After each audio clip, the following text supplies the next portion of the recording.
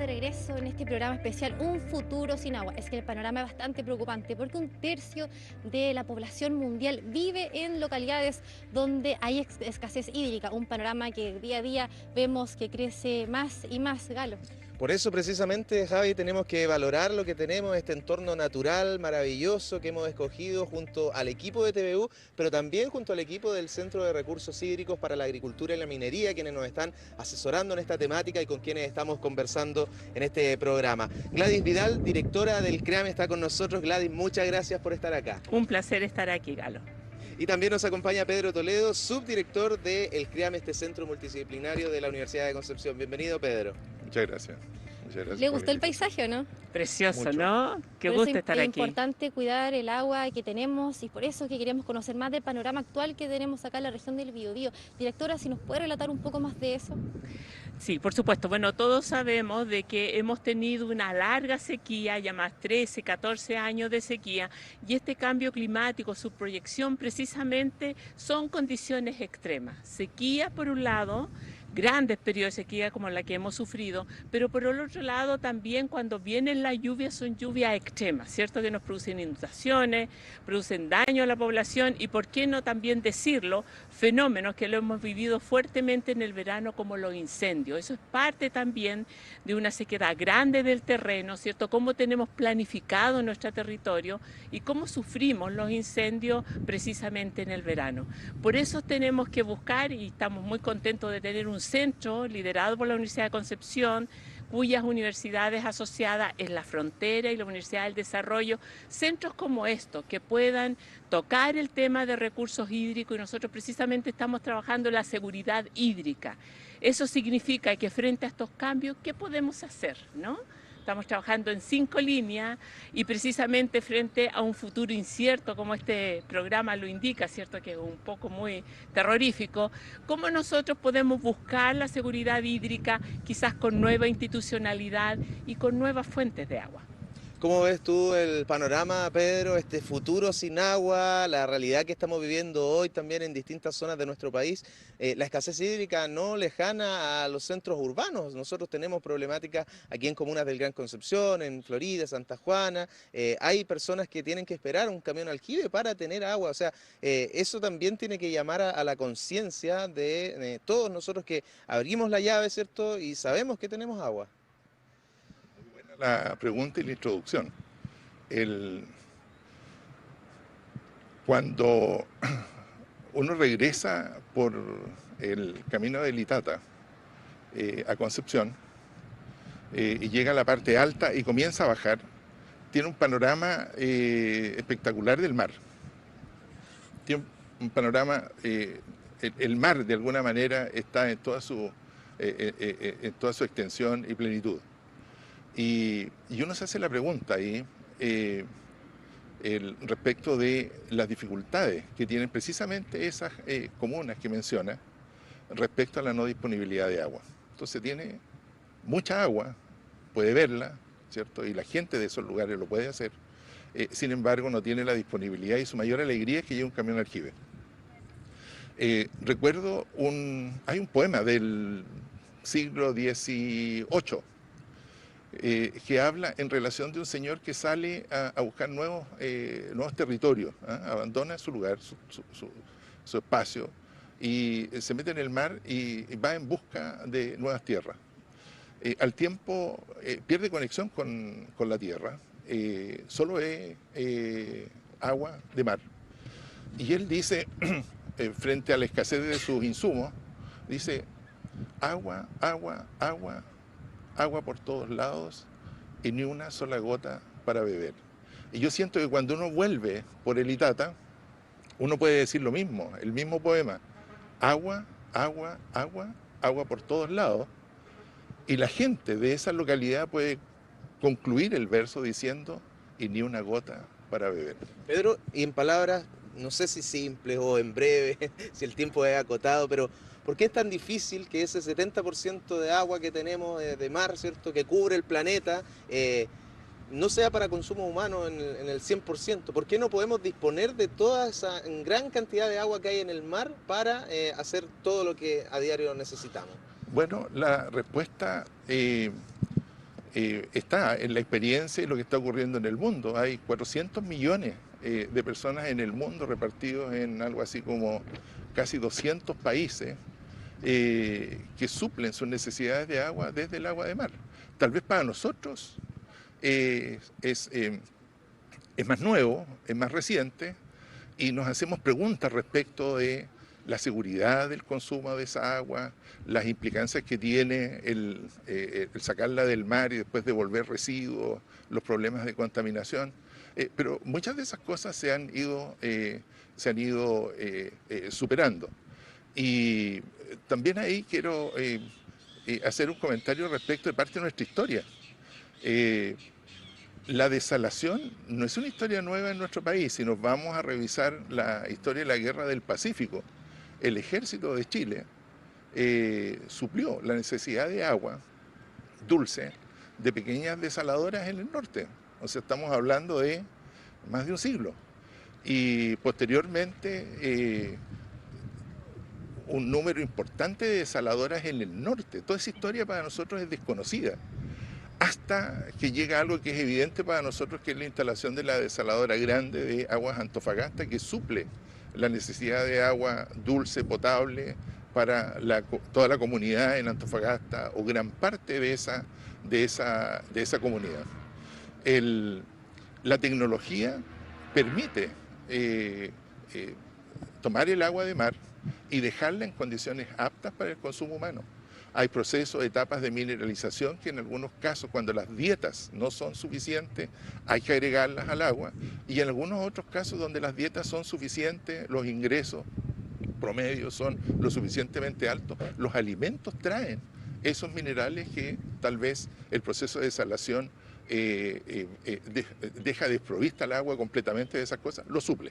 Importante eso, y es por eso que por el panorama actual que vivimos a nivel mundial es que buscamos estrategias para poder utilizar el agua. Sabemos, un ejemplo clave es Israel, que el 90% de sus aguas residuales la reutilizan y el 90% va directo a la agricultura, un tema que hemos estado tratando, ya que el 70% de nuestra agua va directamente a la agricultura, acá sobre incluso el 70%. Gladys, si nos puede hablar más de estrategias que se están buscando para poder enfrentar esta crisis hídrica, esta mega sequía que ya está en nuestro país hace más de 15 años. Sí, quizás lo más importante es entender algo que parece tan obvio, es entender el ciclo del agua, ¿ok? Y dónde es que estamos teniendo estos desequilibrios. Entender el ciclo del agua significa, por ejemplo, porque hablamos de Israel, ¿no? Tú me hacías el punto de Israel, significa que cuando usamos el agua y está en nuestras casas, el agua que sale es una agua residual, que está sucia. Pero si nosotros la limpiamos con tecnología adecuada, esa agua que podría servir para ser reusada, podríamos buscar múltiples, ¿cierto?, aplicaciones. Por ejemplo, en Israel, el agua servida tratada, no solamente el agua, ¿cierto?, desalinizada es usada en la agricultura, sino también la servida tratada. Esa la podríamos hacer, eso también podríamos utilizar esa estrategia aquí. Y podríamos, por ejemplo, con esta agua servida tratada, que ya ha sido pasada por distintas tecnologías, por ejemplo, conservar este paisaje en el cual estamos hoy día. Cuando nosotros estamos pensando que el futuro va a ser con grandes sequías, entonces nuestros ecosistemas también van a estar sin agua. Miren esta laguna que estamos, ¿cierto?, como paisaje de fondo. Si no tenemos lluvia o no tenemos suficiente agua subterránea, es muy probable que perdamos la biodiversidad. Estamos viendo, ¿cierto?, patitos que están atrás de nosotros, tenemos algunos cisnes que están nadando también, vemos muchos pájaros que están por aquí anidando, y eso es porque está el agua. El agua siempre se dice que es vida, es como que no lo pensamos, pero aquí estamos viendo que el agua es vida. Por ejemplo, una estrategia que está utilizando Cataluña en general es cómo jugar con precisamente la idea de Israel, cómo jugar con el agua servida tratada y poder, por ejemplo, introducirla a los ecosistemas. ¿Y por qué es tan importante esto para la región de Cataluña? Porque precisamente la primera actividad económica que ellos tienen, la del turismo. Si usted no tiene lugares, ¿cierto?, que pueda haber verde, que sean gratos, que puedan ser caminables, que tenga una acogida para las personas, ellos empiezan a perder su actividad económica. Una de las primeras estrategias de Cataluña es precisamente utilizar el agua servida tratada para volverle a esos ecosistemas este verdor y esta biodiversidad. Pero por el otro lado también están utilizando el agua desalinizada, que precisamente hablaba Pedro hace un ratito atrás, para poder proveer para las personas la necesidad de agua que necesitan para poder beber, porque si no hay agua, usted también tampoco va a poder tener turistas. Si uno no tiene agua, si no tiene agua para beber, entonces no va a tener turistas, ¿cierto?, como personas que van a ir a esa ciudad. Igual hablamos de aguas niebla, por ejemplo, o la cosecha de aguas lluvia. ¿Cómo podemos hacer eso? Y si en verdad es factible llevarlo a cabo para poder tener esa agua que nos hace tanta falta hoy en día. Sí, es muy importante antes de nombrar las tecnologías, que son dos formas, en este ciclo del agua que yo les decía, recuperar agua, es muy importante tener gobernanza. Tener gobernanza significa que tengamos una institucionalidad clara, es decir, mirar el ciclo del agua, donde hay agua que antes había, pero no le hemos puesto atención. Por ejemplo, el agua lluvia, decimos, es que cuando hay inundaciones, es agua que podría ser buena, es mala porque produce catástrofes, ¿cierto? Pero nosotros podríamos cosechar esa agua, es decir, recibirla. Para eso necesitamos superficies donde podemos capturarla y almacenarla. Podemos almacenarla en contenedores, esto se está haciendo, hay emprendimiento y nosotros estamos trabajando desde CRIAM en ello para evaluar no solamente la cantidad de agua que cosechamos, sino también la calidad, porque dependiendo de su calidad, así vamos a ver si es para un uso o para otro uso. Por ejemplo, el agua de bebida es el uso que necesitamos mayor calidad porque va a entrar a nuestro cuerpo. O la cosecha de, por ejemplo, niebla. La temperatura del mar con el cambio climático está subiendo, por lo tanto nosotros vemos que siempre decimos, vamos a ir al mar, pero hay vaguada costera, ¿sí o no? Y decimos, ya se nos echó a perder toda la mañana porque hay vaguada costera. Eso es niebla. Se arruinó el panorama, pero podríamos cosecharla. Hay tecnología para poder cosechar. Esto sobre todo está muy implementado en el norte por la Camanchaca. Tenemos poco implementado en el sur, es una tarea que tenemos. Y estas son formas de recuperar agua del ciclo del agua para diferentes usos que podamos tener. Tenemos la respuesta o la solución al alcance, ¿cierto? Más allá de lo que nosotros creemos. Me gustaría profundizar un poquito, Pedro, en el tema de la desalinización, mencionabas lo de Antofagasta, pero en el resto del país, acá en la región, ¿por qué todavía no es algo que sea muy habitual, que sea cotidiano, que no estemos hablando del problema del agua, sino que de las soluciones del agua? ¿Tiene que ver con inversión? ¿Es muy costoso? ¿Tiene que ver también con otro tipo de respuesta? Sí, tiene que ver con inversión, pero el país está de alguna forma definido respecto de las ventajas que provee el agua desalada.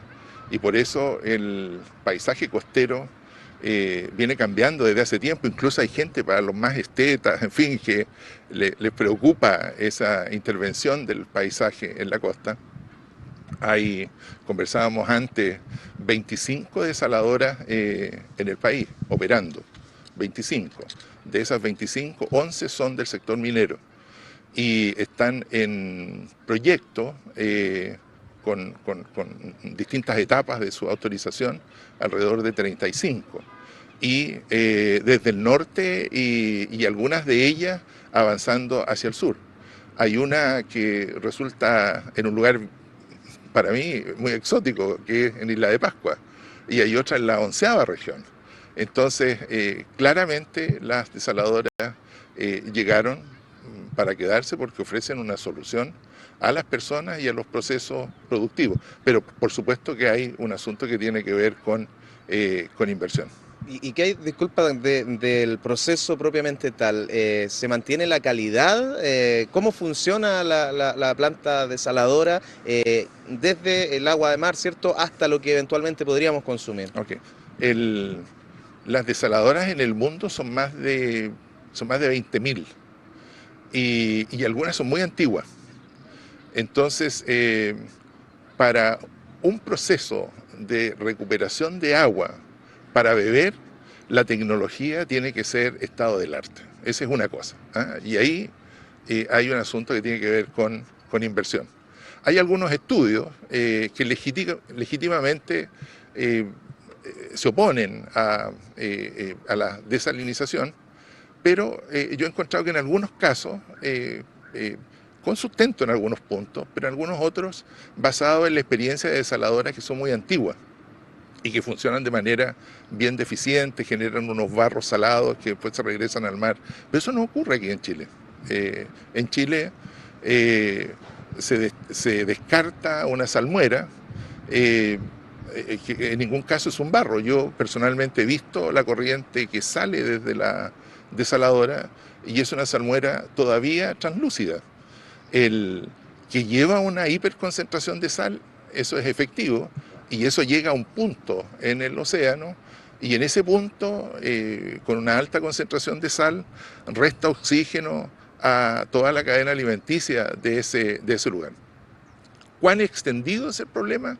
Yo creo que ahí estamos los académicos, estamos los técnicos, los ingenieros, los científicos, en fin, llamados a tener una respuesta pronto sobre eso.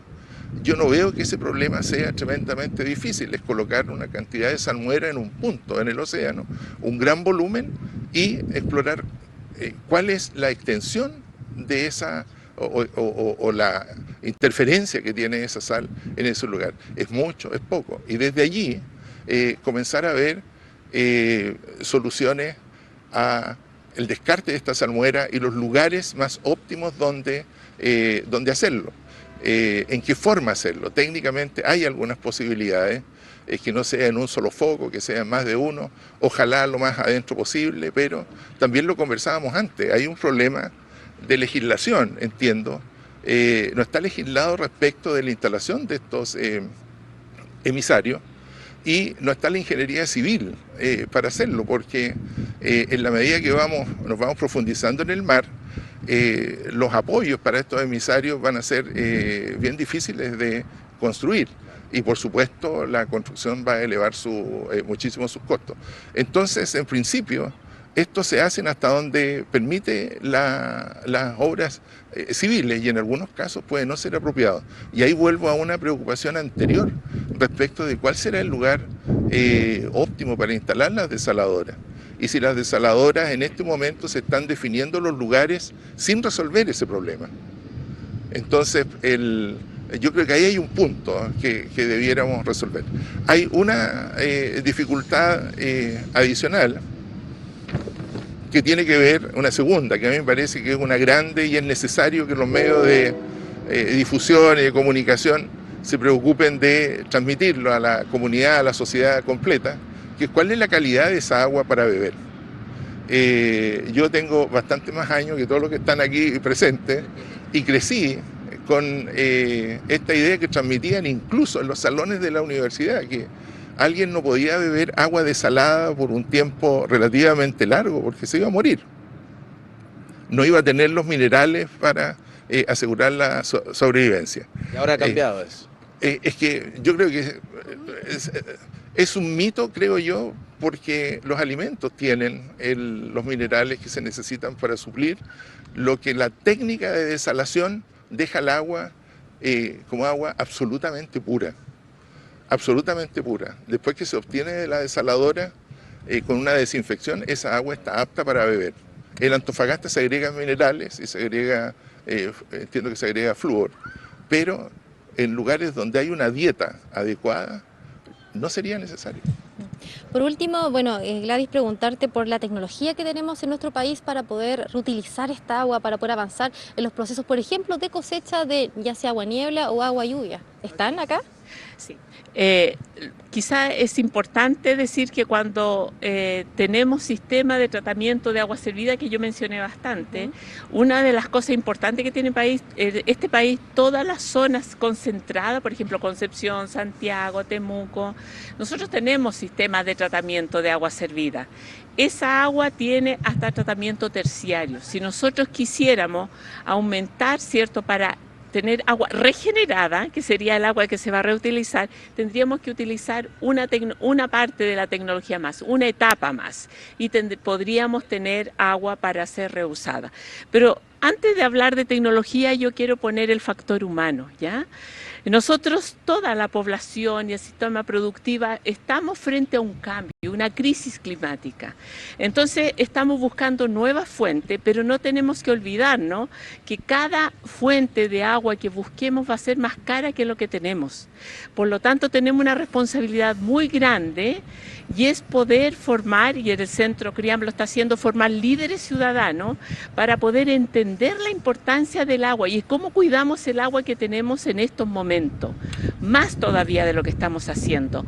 Cómo podemos conservar un ecosistema, ¿cierto?, con la biodiversidad, como por ejemplo el que tenemos aquí atrás.